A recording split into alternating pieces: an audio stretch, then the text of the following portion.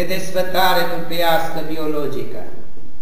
Și sub acest aspect, postul, miercurea și vinerea este sfânt, iubiții mei.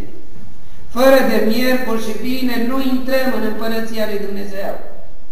Gata, punct, până aici. Fiindcă miercuri a fost prins Hristos, vinerea a fost răstignit. Nu putem spune la spovedanie, când punem întrebarea, al postit, așa și așa. În fața lui Hristos nu merge așa și așa. În fața lui Hristos, punct. Cu Hristos sau fără Hristos. Cu post sau fără post. Cu rugăciune sau fără rugăciune. Cu milostenie sau fără milostenie. Cu viață sfântă, plăcută de Dumnezeu, oprit de la desfrânare, de la înjurătură, de la minciune. Punct și până atât. Nu merge relativ Împărăția lui Dumnezeu. Nu merge relativă viața aceasta, postez, nu postez, mă rog.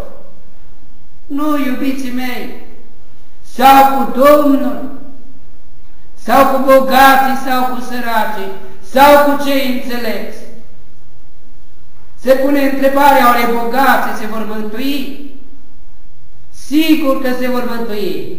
Cine? Acei care au fost înțelepți, care au știut cumpătarea averii și muncilor, și din munca lor, spune Sfânta Scriptură, din munca bogatului să dai celui sărac zeciuială, din munca celui bogat să se dea zeciuială pentru zidirea bisericii,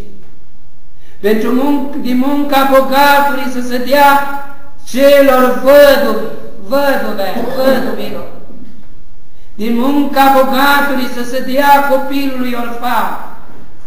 Toate acestea, iubiții mei, includ în sine calea lui Dumnezeu spre mântuire, spre Împărăția lui Dumnezeu.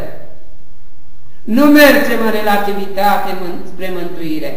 O cu Domnul, o împotriva Domnului.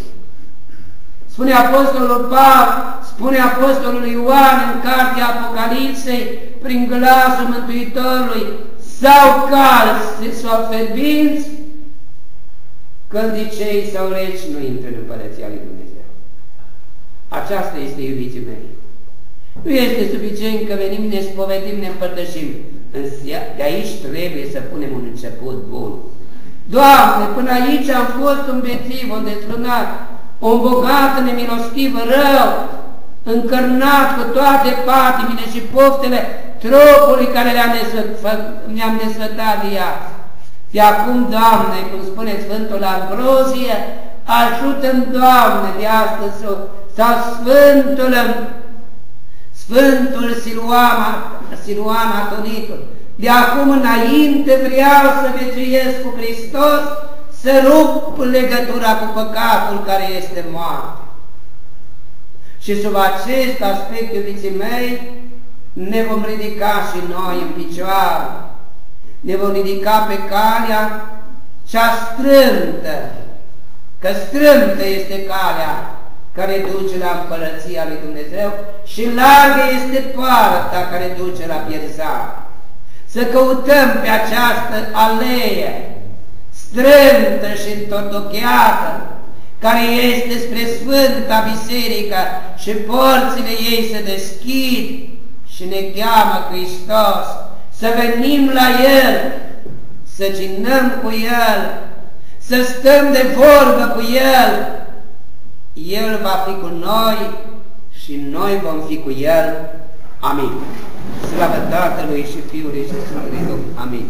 Tatăl nostru care ești în cer, sfințească să numele Tău, vie împărăția Ta, facă-se voia Ta, precum în cer, așa și pe pământ. Pâinea noastră cea sfăfință dă-ne nouă astăzi și ne iartă nouă greșelile noastre, care cum iertăm și negreșiților noștri și ne duce pe noi ispită, și ne izbăvește de cel rău, că Te este împărăția și puterea și slava Tatălui și a Fiului și a Sfântului Duh. Amin. Născătoare de Dumnezeu Fecioară, bucură-te, și ce ești plină de dară, Domnul este cu tine, binecuvântată ești în femei, și binecuvântate și lăudăpântă celui Tău pe născut pe Mântuitorul sufletelor noastre.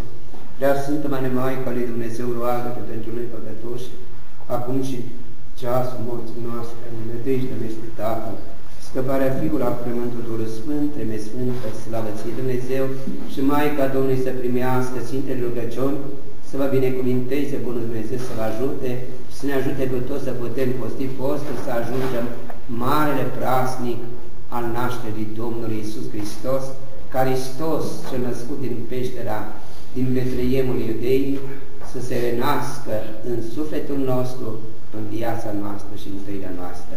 Miercuri este praznicul intrării în biserică a Maicii Domnului 21 noiembrie, vom intra jos la biserica nouă. Dumnezeu să primească Sfintele rugăciuni, să vă binecuvânteze Dumnezeu să vă ajute.